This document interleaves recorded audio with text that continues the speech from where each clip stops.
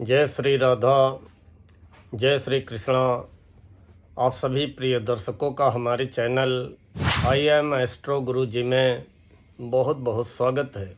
प्रिय दर्शकों, चर्चा करेंगे सिंह राशि के बारे में। सिंह राशि वालों, चर्चा करेंगे आपकी कुंडली के दो घरों की। एक 9वां घर 9th हाउस और दूसरा 10वां घर 10th हाउस। 9th हाउस 9वां घर जो कि आपके भाग्य का है, वो काफ़ी हद तक अच्छा हो चुका है। और 10वां घर भी जो कैरियर का है, कार्य क्षेत्र का है, वो भी अच्छा होने जा रहा है। इसीलिए आज के वीडियो के कवर पेज में शीर्षक दिया है कि कार्य क्षेत्र में, चाहे आप नौकरी करते हो या व्यापार, या आप नौकरी की तलाश में हो या व्यापार डालने का प्रयास कर रहे हो, कार्य क्षेत्र में सिंह राशि वालों मनचाही सफलता मिलेगी, लेकिन सावधान भी रहना होगा।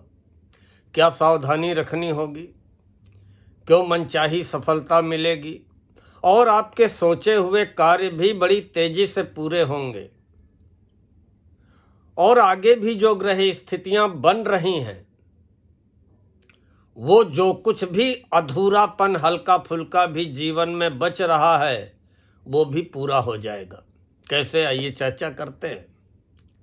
देखिए, 9वें घर की तो कई बार चर्चा कर चुके हैं कि आपके राशि के स्वामी सूर्य भाग्य भाव में विराजमान हैं, और अब ये 1 महीने तक भाग्य भाव में उच्च के सूर्य आपका भाग्योदय कराएंगे, आपको प्रशासनिक कार्यों में सफलता दिलाएंगे, विदेश यात्रा या दूर दराज की यात्राएं कराएंगे, पिता का सुख सहयोग दिलाते हुए आपके आत्मविश्वास मान सम्मान में वृद्धि करेंगे। तो जब भाग्य भाव में सूर्य उच्च के हैं, और भाग्य के स्वामी कौन है? मंगल, और मंगल 8वें हैं। इसलिए हमने बात किया था कि जो कुछ आधा अधूरा रह गया है, वो भी अब बड़ी तेजी से पूरा होगा। तो आपको समझ में आने लगेगा अपना भाग्य भी और अपना कैरियर भी। कैसे? मंगल अभी 8वें हैं, वो हैं भाग्य के स्वामी। अभी तो भाग्य भाव में आपके राशि के स्वामी सूर्य उच्च के हैं। जब मंगल भी 9वें घर में पहुंच जाएंगे, तो एक तो मंगल स्वयं की राशि में होंगे और दूसरे भाग्य के स्वामी भाग्य भाव में होंगे। तो फिर आपको भाग्य का बड़ा प्रचंड साथ मिलना चालू हो जाएगा। अगर आपकी कुंडली में सूर्य और मंगल की स्थिति अच्छी हुई, तो फिर आपके लिए कोई भी कार्य दुष्कर कठिन नहीं रह जाएगा। भारी सफलता, ऊंचा पद, सरकारी नौकरी में पदोन्नति, मनचाहा प्रमोशन, मनचाहा ट्रांसफ़र, व्यापार व्यवसाय में सफलता, राजनीति के क्षेत्र में सफलता, मेडिकल लाइन में सफलता, और हर प्रकार से यश, प्रसिद्धि, कीर्ति की प्राप्ति। अब जहां तक 10वें घर की बात है, वो स्थिति तो आपकी अभी 19 अप्रैल दिन में 3:46 से सुधरने जा रही है, क्योंकि आपके 10वें घर के स्वामी हैं शुक्र, और शुक्र अब 10वें घर में ही प्रवेश करने जा रहे हैं। और जब 10म भाव के स्वामी 10म भाव में, और ये स्थिति बनने जा रही 19 अप्रैल दिन में 3:46 से। अब 14 मई तक केवल आपको प्रयास करना है, अपनी पूरी प्रतिभा, अपनी पूरी योग्यता जो है कैरियर में झोंक देनी है, अपनी पूरी काबिलियत दिखा देनी है। मनचाही सफलता मिलेगी, चाहे आप नौकरी करते हो और चाहे व्यापार करते हो। और खासकर व्यापार अगर कहीं शुक्र से रिलेटेड कर रहे हो, चाहे वो ज्वेलरी का हो, चाहे कॉस्मेटिक का हो, चाहे साज सज्जा डेकोरेशन का हो, चाहे लग्जरी गाड़ियों का हो, निश्चित ही भारी सफलता मिलेगी। या अगर आप अभिनय के क्षेत्र में हो, मीडिया के क्षेत्र में हो, रचनात्मक कार्यों में भारी सफलता मिलेगी। और आपकी काम करने की स्टाइल भी अब बदलेगी। आपकी जो काम करने की स्टाइल है, काम करने का तरीका है, वो अब आप चेंज करेंगे, उसमें काफ़ी सुधार लाएंगे, काफ़ी एक्टिवनेस आएगी। और यही नहीं, अगर आप व्यापार कर रहे हैं तो व्यापार में भी भारी सफलता मिलेगी। नया व्यापार डालना चाह रहे हैं या व्यापार करते हुए कोई नया काम डालना चाह रहे हैं, उसमें भी आपको सफलता मिलेगी। और नौकरी में है तो अधिकारियों के द्वारा प्रशंसा मिलेगी, आपके कार्यशैली का प्रभाव दिखाई पड़ेगा, आपकी कार्यशैली से आपके अधिकारी, आपके सहकर्मी प्रभावित होंगे। और सुख साधनों में भी वृद्धि होगी, क्योंकि शुक्र 10वें घर में बैठ करके चौथे घर को पूर्ण दृष्टि से देखेंगे। तो शुक्र की दृष्टि आपके जीवन में सुख साधनों में भी वृद्धि करेगी। चाहे वाहन की बात हो, वाहन ना हो, वाहन लेना चाहते हो, या वाहन बार बार परेशान कर रहा हो, कोई नई गाड़ी लेना चाहते हो, नया फ्लैट लेना चाहते हो, स्थान परिवर्तन करना चाहते हो, तो और जो भी सुख साधन जीवन में चाहते हो, तो धन भी मिलेगा, धन का लाभ भी होगा। और जो विलासिता के सुख साधन हैं, जिनकी ज़रूरत है, वो ज़रूरतें भी आपकी पूरी होंगी। और आपकी लोकप्रियता में भी वृद्धि होगी, पद प्रतिष्ठा में भी वृद्धि होगी। लेकिन कहते हैं ना कि गोचर में 10वें शुक्र से सावधान भी रहना चाहिए। ये तो कहो स्वराशि के हैं, आपको सफलता तो मिलेगी, लेकिन सावधानी रखनी पड़ेगी।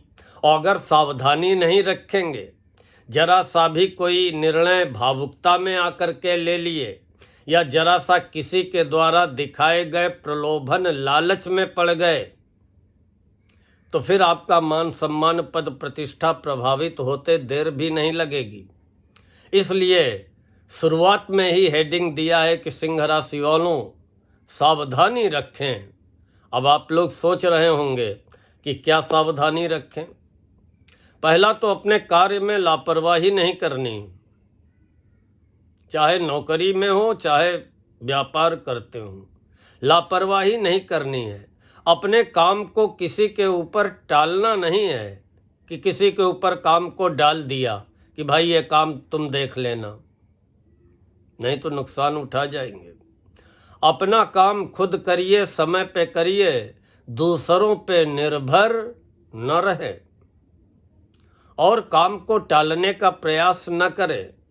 और अपने कार्य क्षेत्र में व्यापारी हैं तो आपके जो कर्मचारी हैं, जो आपके सलाहकार हैं, और नौकरी में है तो जो आपके अधिकारी हैं, सहकर्मी हैं, या जो आपके अधीनस्थ हैं, आपके नीचे हैं, अति विश्वास करने से बचना है और किसी के प्रलोभन लालच में नहीं पड़ना है, किसी के आकर्षण में भी नहीं पड़ना है, नहीं तो आपका मान सम्मान पद प्रतिष्ठा प्रभावित हो सकती है। और वैसे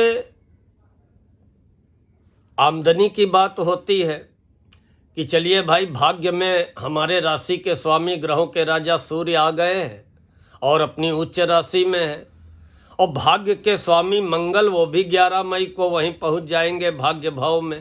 तो 11 मई से भाग्य और हमारा प्रबल हो जाएगा। तो 11 मई से बड़ी तेजी से आपके रुके कार्य, फंसे कार्य, अटके कार्य, रुकी हुई योजनाएं, आपकी दबी हुई इच्छाएं बड़ी तेजी से पूरा होना प्रारंभ हो जाएंगी। और उधर मान लिया 14 मई के बाद सूर्य दशम में हो जाएंगे, तो 10वें सूर्य दिग्बली होते हैं, वो भी आपके कार्य क्षेत्र के लिए अच्छे परिणाम देंगे। अभी शुक्र आपको अच्छे परिणाम दे ही रहे हैं, फिर शुक्र 11वें हो जाएंगे, वो भी अच्छे परिणाम देंगे। और अभी आमदनी के घर में गुरु बैठे हुए हैं, तो कहीं न कहीं ऑक्सीजन तो गुरु की कृपा से मिल ही रहा होगा और मिलता रहेगा। और गुरु विद्यार्थियों को भी उच्च शिक्षा में, प्रतियोगी परीक्षाओं में या उच्च शिक्षा के बाद में नौकरी प्राप्ति के प्रयासों में सफलता दिलाएंगे। लेकिन अब शनि की ढैया के कारण आपको संघर्ष, मेहनत, परिश्रम ज़्यादा करना पड़ेगा और कुछ परिणामों के लिए इंतजार भी करना पड़ेगा। क्या करो, शनि की ढैया है। लेकिन एक राहत और मिलेगी, आपके आमदनी के स्वामी और आपके धन के स्वामी वो कौन है? बुध है। कि हम कमाएं, खर्चा करें, लेकिन कुछ ना कुछ जोड़ भी ले, घर परिवार में भी बढ़िया सुख शांति रहे। तो वो स्थिति अभी देखिए, बुध नीच राशि में है तो अष्टम भाव में। अष्टम बुध अच्छे परिणाम देते हैं, लेकिन नीच राशि में है, तो इसलिए अपनी वाणी पे भी संयम रखना होगा। कोई भी निर्णय, कोई भी व्यापारिक निर्णय, कोई आर्थिक लेन देन, किसी को उधार देना या किसी के कहने पे कहीं इन्वेस्ट कर देना, ये कोई निर्णय 30 अप्रैल तक जल्दबाजी में नहीं करना है। बाकी आपके राशि के स्वामी ग्रहों के राजा है, तो राजा है, आपके फेवर में आ चुके हैं। और आपके कैरियर के स्वामी आपके कैरियर के ही घर में, स्वयं की राशि में सारे सुख साधन प्रदान करने वाले दैत्य गुरु शुक्र भी 19 अप्रैल से पहुंचने वाले हैं, जो कि आपको कार्य क्षेत्र में मनचाही सफलता दिलाने का कार्य करेंगे। बस सावधान रहना है, सतर्क रहना है। भावुकता में या लालच में या किसी के आकर्षण में पड़ करके जल्दबाजी में किसी भी प्रकार का कोई निर्णय नहीं करना है। सफलता मिलने वाली है, मिल करके रहेगी।